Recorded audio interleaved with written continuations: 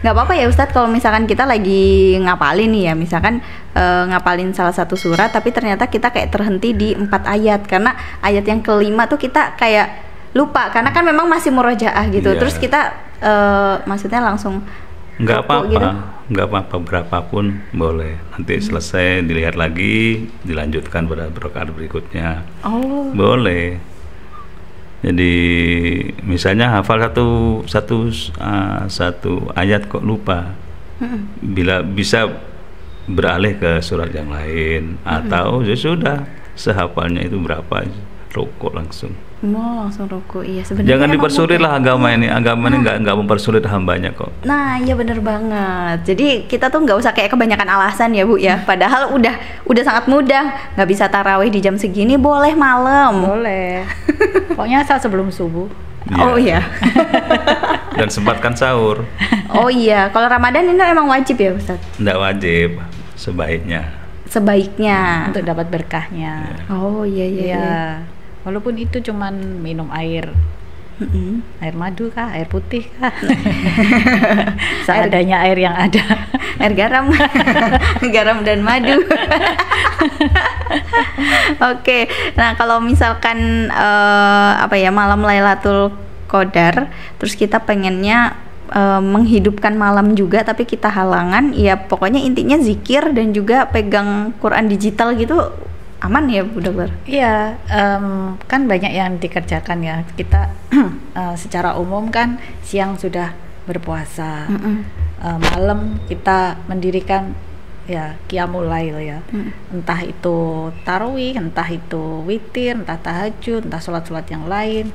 Nah kemudian baca Quran kan tidak harus melulu kita pegang mushaf baca, saat sholat pun kan kita udah baca Quran. Oh iya. Ya kan itu udah hitungan kan, tiap rakaatnya kan ada baca Quran semua. Iya benar. Itu terus kemudian doa, zikir, istighfar itu mesti ya, itu kan memang andalan kita semua kalau lagi pasti bulan Ramadan ini, seperti yang tadi sudah diajarkan oleh Rasulullah SAW pada Siti Aisyah radhiyallahu anha ya.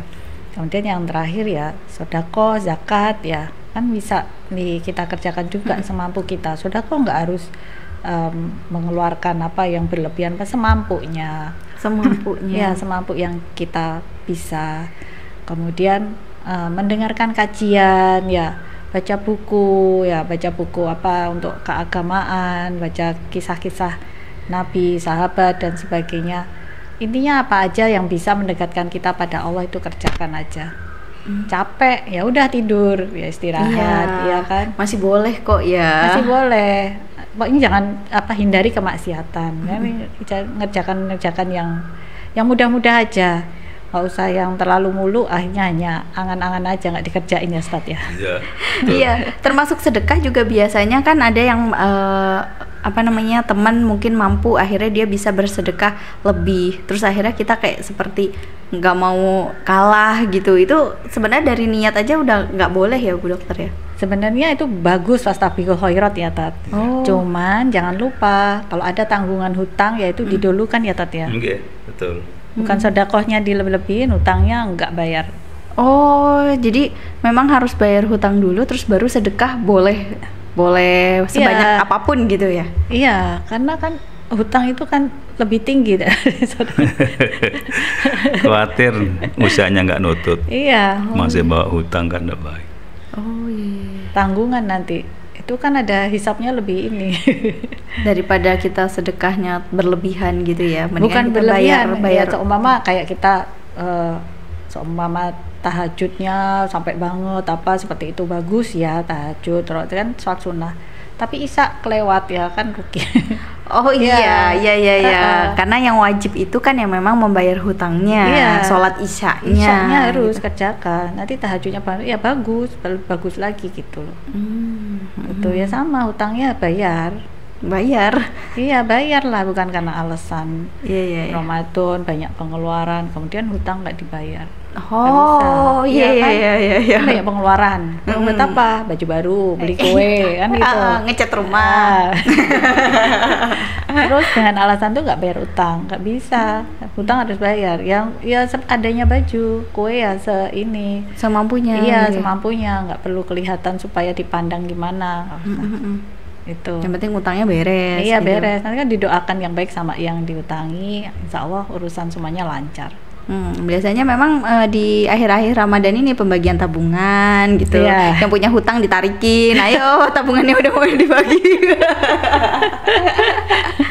Nah ini berarti kan kita sebenarnya untuk malam Lailatul Qadar ini memang kita yang harus mengusahakan sendiri ya Bu Dokter ya. Bukan kita kayak layah-layah kira-kira dapat nggak ya, tapi kita kayak nggak ada usaha gitu.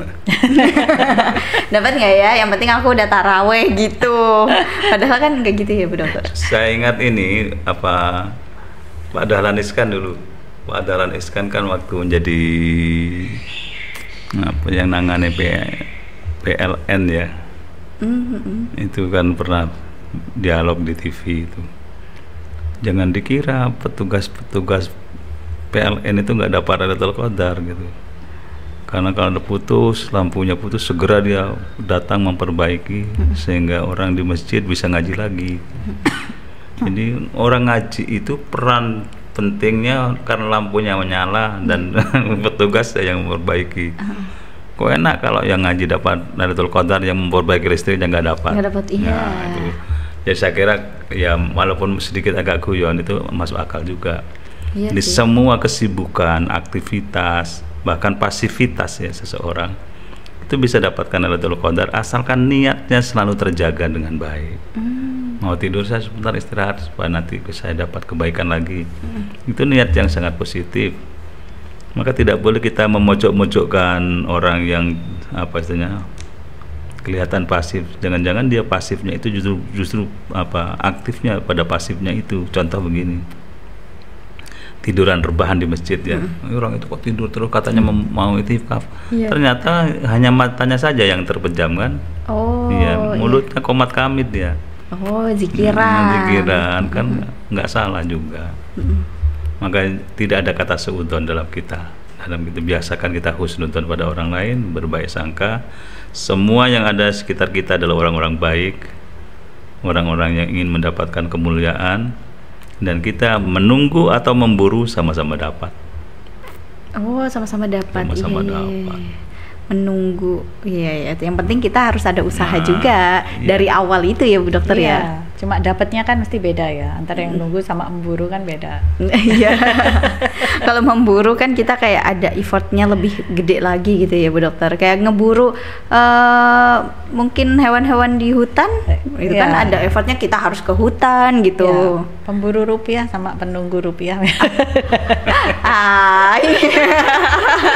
Sama dengan pemburu bis dan penunggu bis.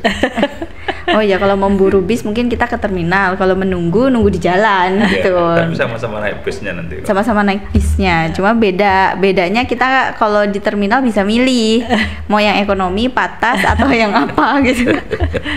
Nah, tapi semua itu emang ada korelasinya ya dengan kehidupan kita gitu ya Bu Dokter ya.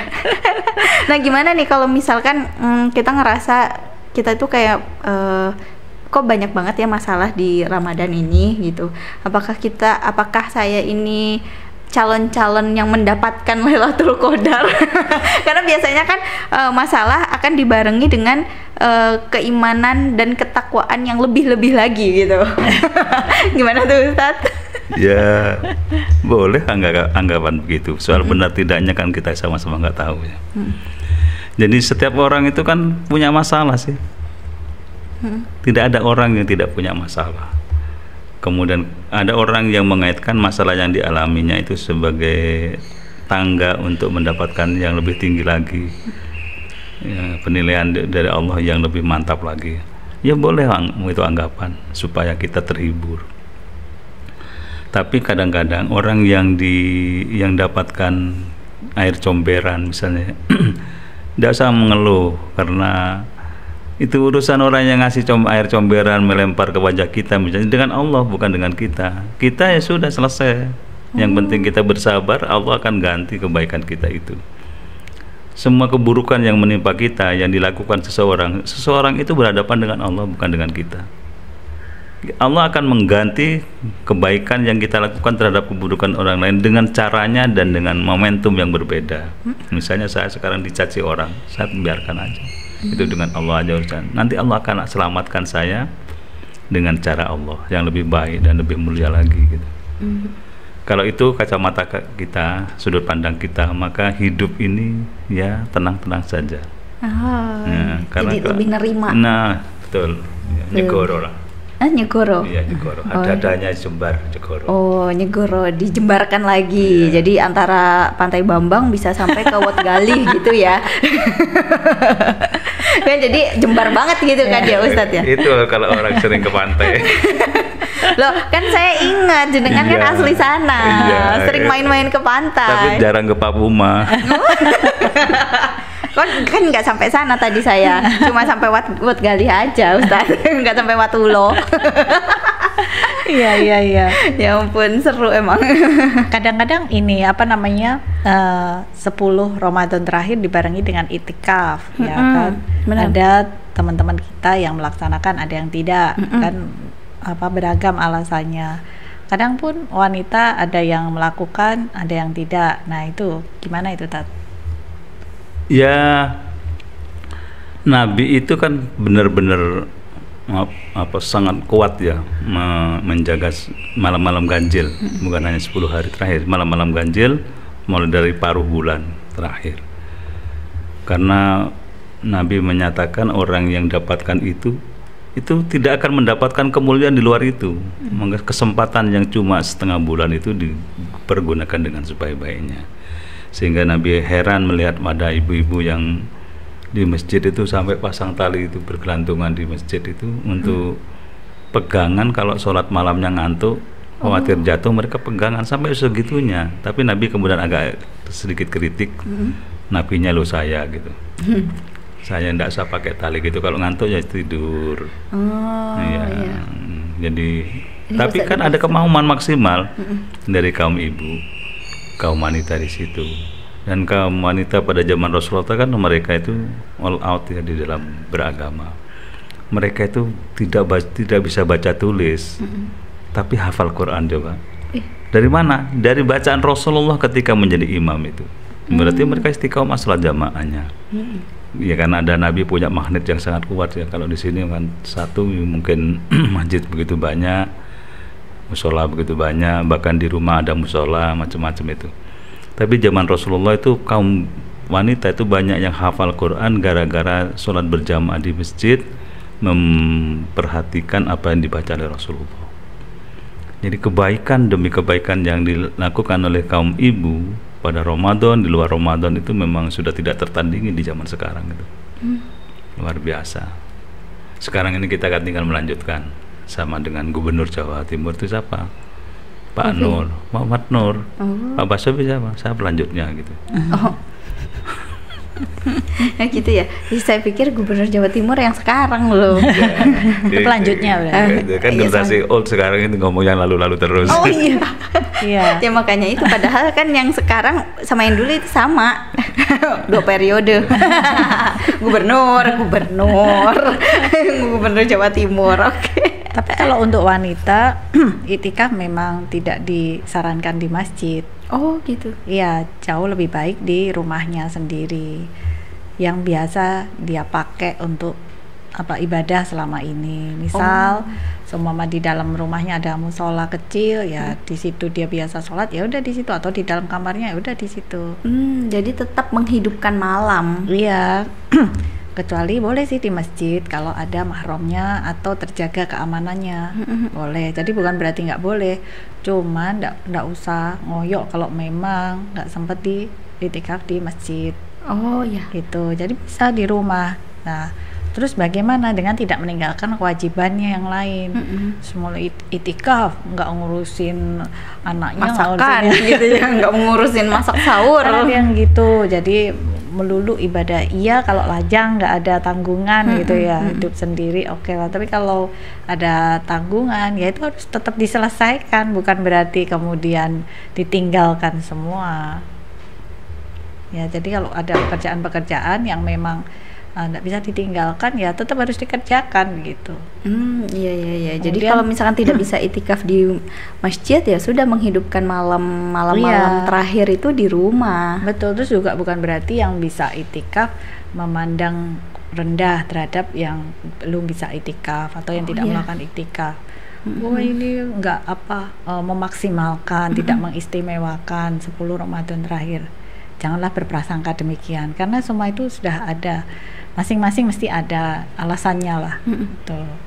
Nah, gimana kalau untuk orang-orang yang memiliki usaha di bulan Ramadan? Jadi usahanya tuh musiman, adanya cuma di bulan Ramadan aja, dia masak takjil, terus dia jualan, terus apalagi kue nih, kue kering kan. Kalau OTW Ramadan itu kan sampai banyak banget orderannya kan ya. Jadi akhirnya dia tuh kayak fokus di cooker terus, jadi akhirnya masih kurang ibadahnya. Dikira buat kue nggak ibadah? Enggak, maksudnya kan kalau misalkan ya iya sih. Iya kan, semua kegiatan, aktivitas sepanjang itu niatnya dari awal. Niatnya untuk jangan cuma cari cuan. Niat untuk mendapatkan rezeki, menghidupi keluarganya, menyenangkan anak, menyenangkan semuanya di keluarga itu ibadah loh. Jadi jangan dipersempit ibadah hanya sholat. Iya. Yang lain-lain itu ibadah semua. Sehingga kita respect kepada ibu-ibu yang begini ini sudah istilahnya sudah di dapur. Iya, sudah di dapur mempersiapkan diri. Ternyata lakunya sedikit, coba bisa bayangkan. Hujan lagi. Iya, sering banget sekarang. Iya. Hujannya buanter ya. Iya, sampai angin juga. Dijual besok udah nggak laku. Iya, benar. Jadi mereka itu adalah para istilahnya penegak kebenaran ya. Dan berikhtiar terus menerus. Kalau bahasa lain, tawakalnya itu sangat tinggi gitu. Belum tentu loh yang dibuat itu laku semua itu. Yeah. Tapi karena tawakal kepada Allah, ibadah mumpung Ramadan gitu. Ya nanti hari raya habis lah. Habis uangnya untuk baju baru, untuk kue-kue, untuk THR. Nah, bagus, semuanya senang bareng, semuanya kan ya apa yang dilakukan ibu-ibu itu ya kita anggap sebagai sesuatu yang luar biasa. Mungkin ngadonnya sambil ini nyetel murotal. Oh iya, itu ya, itu opsi-opsi gitu ya, Bu Dokter ya. Kalau misalkan kita nggak bisa ngaji, yang misalkan ngajinya nggak bisa lama gitu ya, udah setel murotal sambil kita juga bekerja gitu ya. Iya, usahakan murotal yang ada artinya. Soalnya kalau cuma ngaji doang, kadang nggak kelewat doang gitu loh. Ya lebih bagusnya gitu loh. Supaya tahu tadi dibaca tuh artinya apa, sehingga minimal bisa mentadaburi, kan lumayan, nggak sekedar mendengarkan Quran. Oh iya. Atau style kajian, bosen yang ngaji ya style kajian. Kajian kan macam-macam tergantung selera mau yang bagaimana gitu kan. Bosen Ustadz ini belum selesai nerangin, pindah yang lain boleh. Bebas gitu. Bebas, jadi itu memang ada opsinya nih sahabat Aliyah. Mungkin di rumahnya yang lagi sibuk nih nata-nata kue gitu ya, masak gitu, tetap semangat masih bisa beribadah, yaitu tadi opsinya dari Bu Dokter. Ya kalau nggak punya itu semua, seumpama nggak punya audio, nggak punya HP yang seperti itulah ya, karena HP-nya ada tapi data nggak punya, sumpah. Ya buat kue lagi. Mungkin bisa sambil dalam hati sholawatan, baca yang Allahumma innaka afuwwun tuhibbul afwa fa'fu anni tadi, bisa kan? Nah ya, jadi tetap kita itu bekerja ya juga sambil ibadah gitu. Subhanallah bihamdi, apa aja deh gitu. Daripada ngomel ya kan. Iya. Daripada ngomel ada yang gimana bantuin ya tadi gimana ya gitu. Aduh ini riwa, aduh ini gosong gitu. Iya, daripada ngomel kan lumayan sambil zikiran kan gitu. Nah ya itu bener-bener apa ya, opsi positif gitu. Jadi meskipun aduh kita gimana ya mau optimal, padahal udah target kan biasanya H-7 udah dibagiin gitu. Jadi bisa dengan itu ya Bu Dokter ya, menghidupkan malam ya kita sambil ngituin kue ya kita sambil dengerin murotal, dengerin kajian gitu. Ya dengerin podcast ini juga sahabat bener ya. Iya benar. Dengerin podcast ini karena ini isinya tuh manfaat semua insya Allah. Insya Allah. Ada closing statement dari Ustadz Suharyo dan juga Bu Dokter. Bu Dokter?